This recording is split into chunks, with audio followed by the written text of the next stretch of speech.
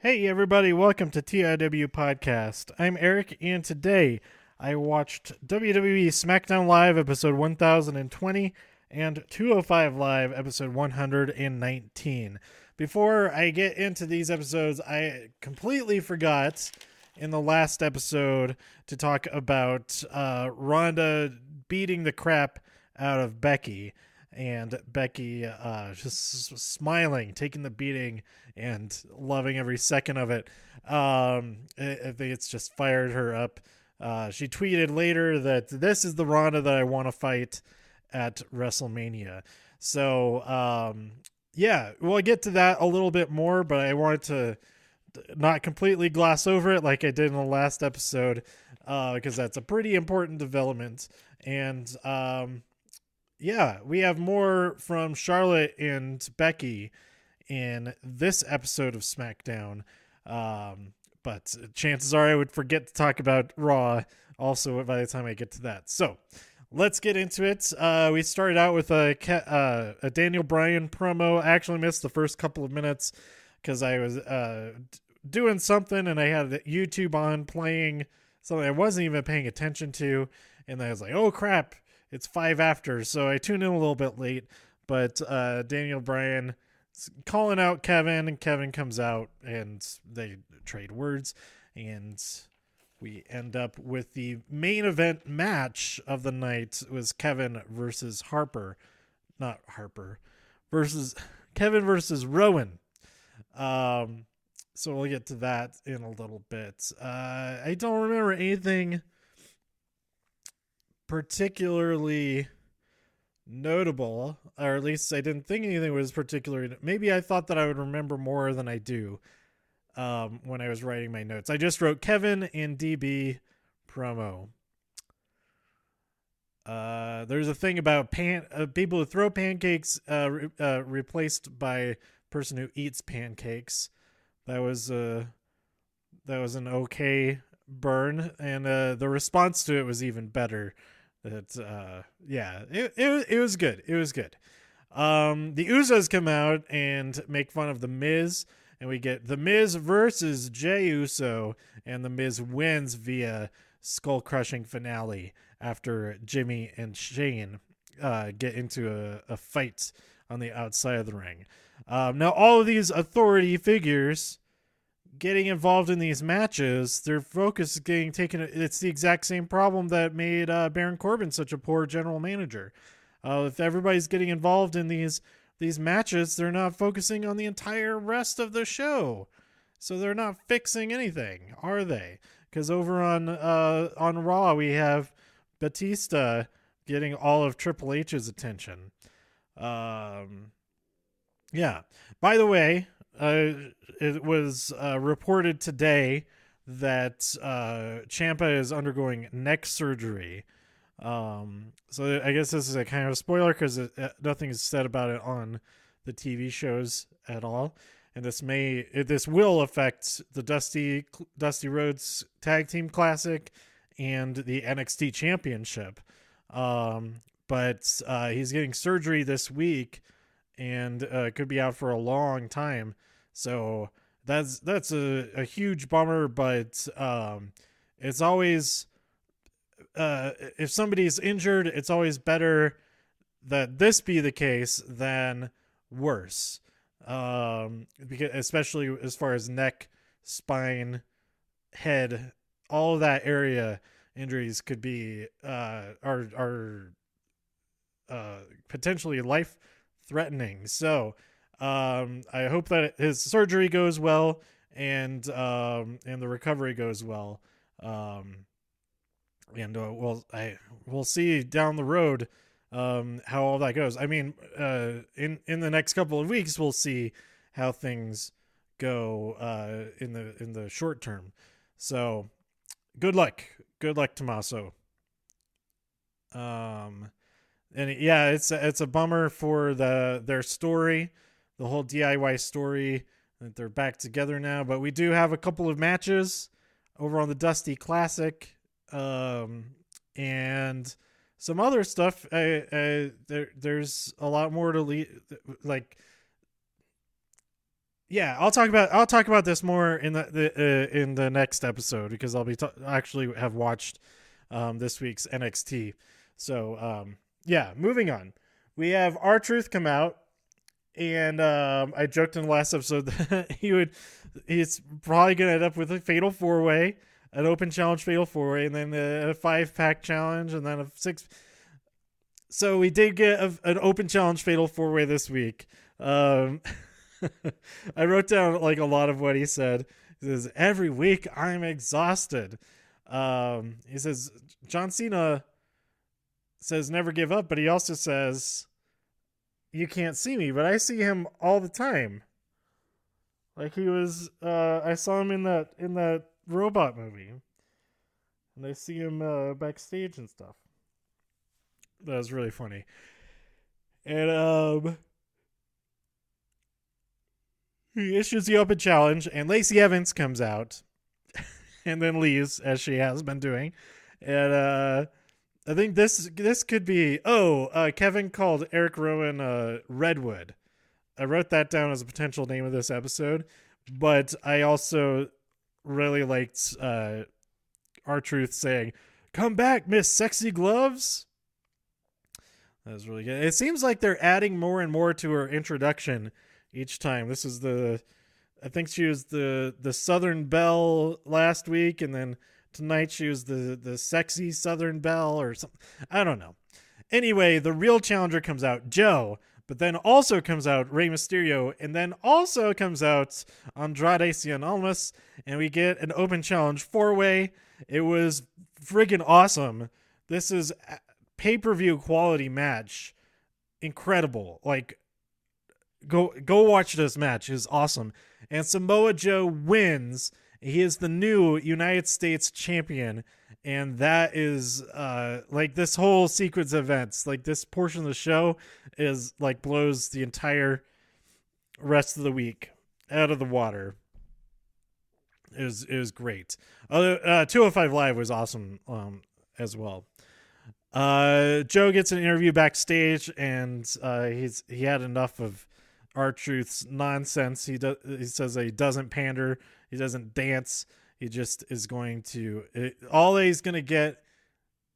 All that is in store for his opponents is disrespect because they are foolish enough to. Yeah, I am putting words in his mouth now, but it is a great backstage interview, and is a great reminder of how awesome Samoa Joe is.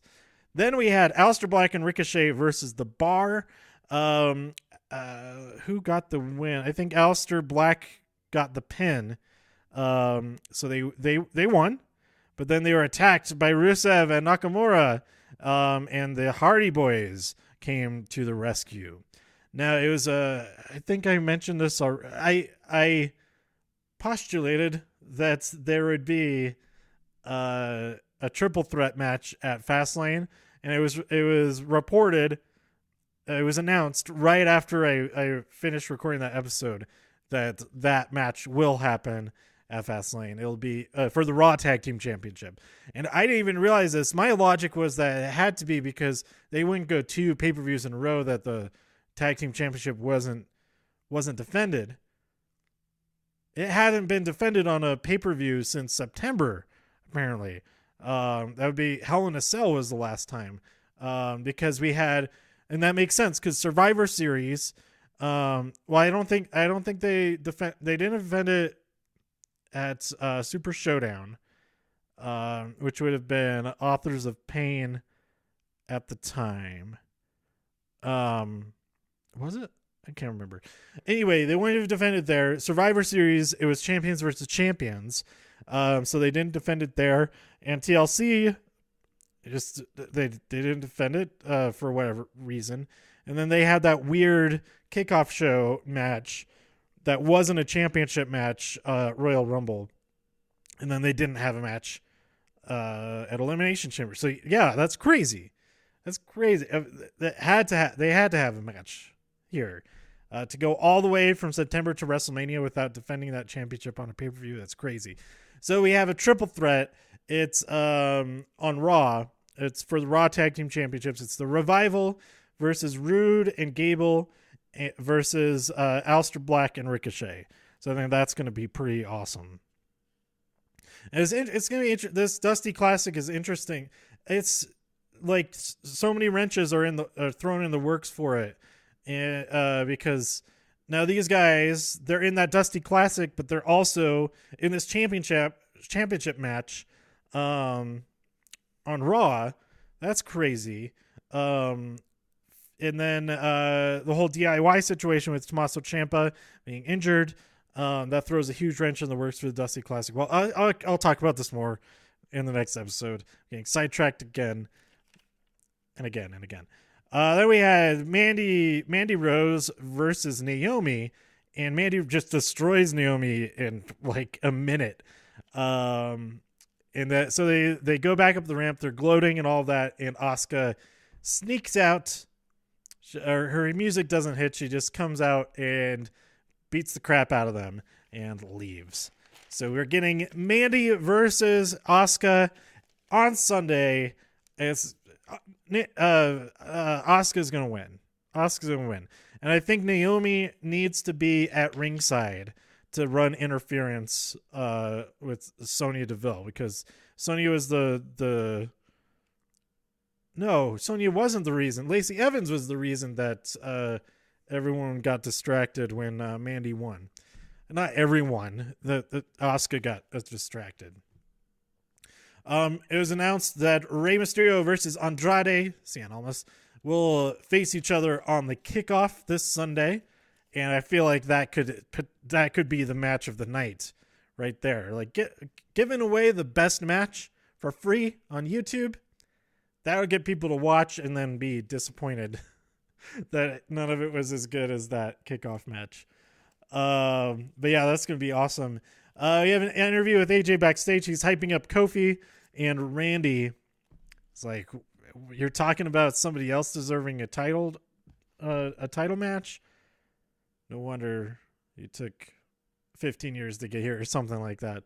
And he just walks off.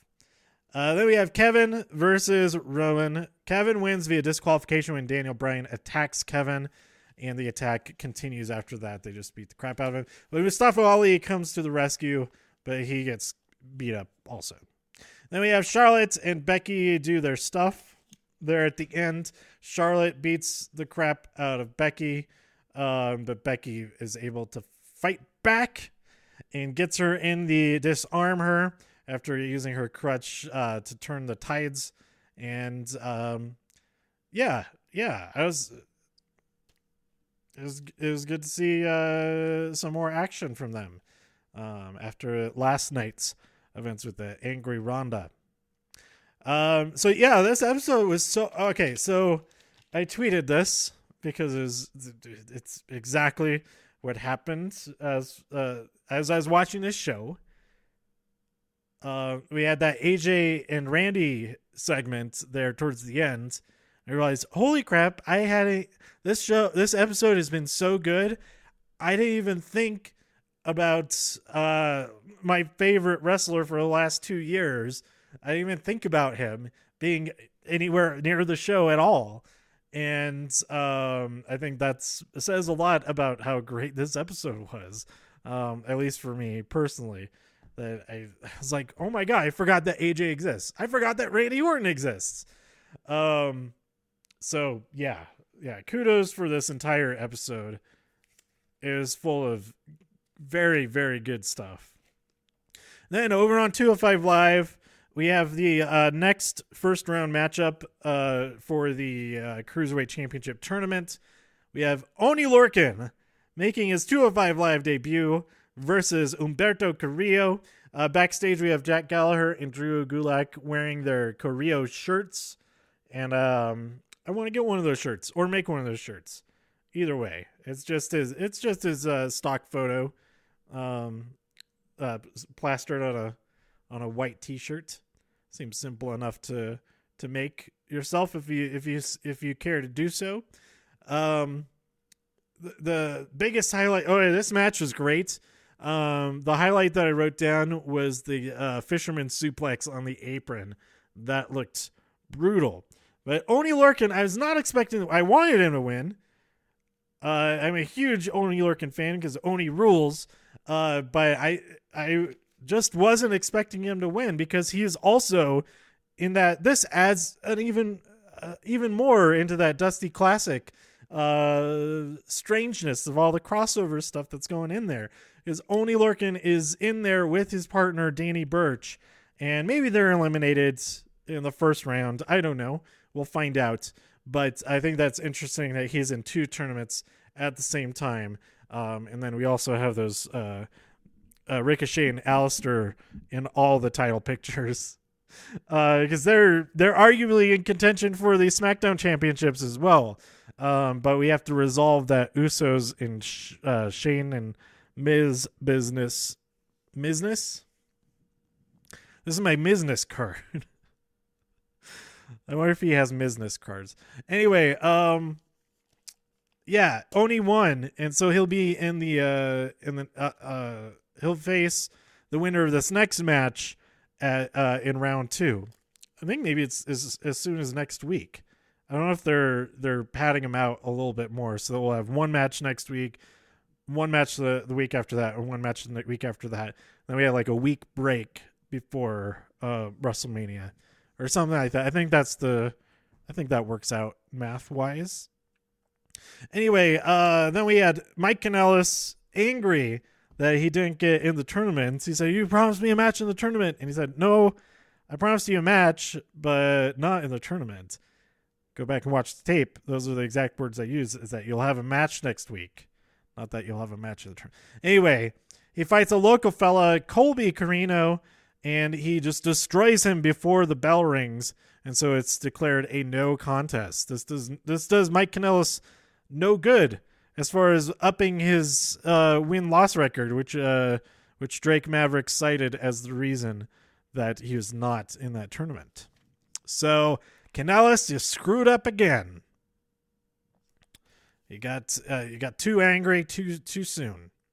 And then we have Cedric Alexander versus Akira Tozawa. The winner of this moves on in the tournament to face Oni Lorcan. And this match was fantastic. Oni versus Korea was great.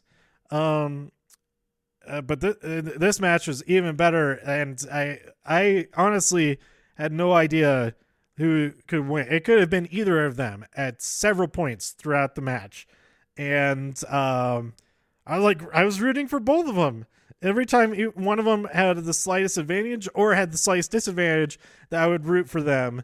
It was very confusing because they're both at an advantage or a disadvantage at any given time. Anyway, Cedric Alexander won via lumbar check after pulling Akira Tozawa off of the top ropes. Akira was getting set up for that huge senton, and Alexander hit him with a lumbar check and got the win. Go watch this match. It's awesome. Absolutely go watch the U.S. Championship match over on SmackDown. It was even more awesome. So, in the coming weeks, the next round of the tournament, we have Tony Nese versus Drew Gulak, which we knew from the results last week. And the results tonight, we see Oni Lorcan versus Cedric Alexander. More Oni. That is great. I'm excited. So I'm rooting for Oni through this whole thing now. I don't know who I pick. Who did I pick? I think I was rooting for Humberto before. Now that Humberto's out, the guy who beat him, he's my new pick. So excellent night of WWE here on Tuesday, March 5th. What's the day today? Yeah, Tuesday, March 5th. Excellent day for WWE. But also the somber news of Tommaso Ciampa's injury and surgery coming up, and his inactivity for who knows how long. But I'll talk about that more in the next episode. I believe we're going to have one of the DIY matches in this episode for the Dusty Classic. I forget who they're going up against in the first round, but it's going to be good. This tournament's going to be really good, and I'm excited for it, even though it's going to be kind of a bummer because of those circumstances. But it's also going to be awesome because we've got the European Union in there, Marcel Bartel and Fabian Eichner. We've got the other people in there. We've got the DIY. This will be their last couple of matches. From what I understand, there's like 2 matches that they're in. So that's kind of that. I know that's a spoiler, but did we really think DIY was going to lose in the first round? Ridiculous. Anyway, yeah. I'll talk about all of that more in the next episode. Other things I watched recently that I recommend: Riverdale season 2. I finally finished season 2. It's getting crazy, and it's so sad that we lost Luke Perry. He died of a stroke last week, or no, not last week, just a couple of days ago. He had a stroke last week and then passed away this week. And that's so sad because, I mean, he's only like 50, 51, 52. He plays Fred Andrews on Riverdale. His son is a professional wrestler, Jungle Boy. And I mean, the thing that I've mostly seen him in is Riverdale. I never watched 90210. And I'm sure I've seen him in a bunch of stuff, but I never was really like super aware of him until Riverdale, and he plays Fred Andrews so well. He's like my second favorite actor on that show, behind Cole Sprouse, who plays Jughead. Like those two are so good, and the rest of the cast is pretty good too. But yeah, it's so sad, and it makes it a little bit tough now to watch, because there's like 4 episodes I watched after that happened, and he's a pretty major part in the end of season 2, and yeah. But at the same time, it's nice that we have something to enjoy watching him in. And it, like, all of the seasons of 90210 are probably the biggest thing that people would want to watch to remember him and all that. So, yeah, as far as like, it's been nice that there's been like more awareness about strokes and the warning signs of how like the symptoms and all of that, to be able to tell if you need to go see a doctor or all of that, you might be having a stroke, or somebody that you're with might be having one, and that could absolutely get people medical attention faster, to be more aware of all those symptoms. And I should look into that even more. I like skimmed one article real quick. I should read more attentively, to have to be better knowledgeable about it, in case it's ever is pertinent information. Hopefully it's information that's never has to be used, but it's information that is absolutely useful if it does need to be used, that kind of thing. So anyway, yeah, Riverdale season 2 it gets crazy, and I like it a lot. And I gotta figure out a way to watch season 3 easily. I might just buy it on Amazon, just buy the digital episodes, if I get impatient enough. But because they only have the 5 newest episodes on CW, that doesn't help me at all. The CW app.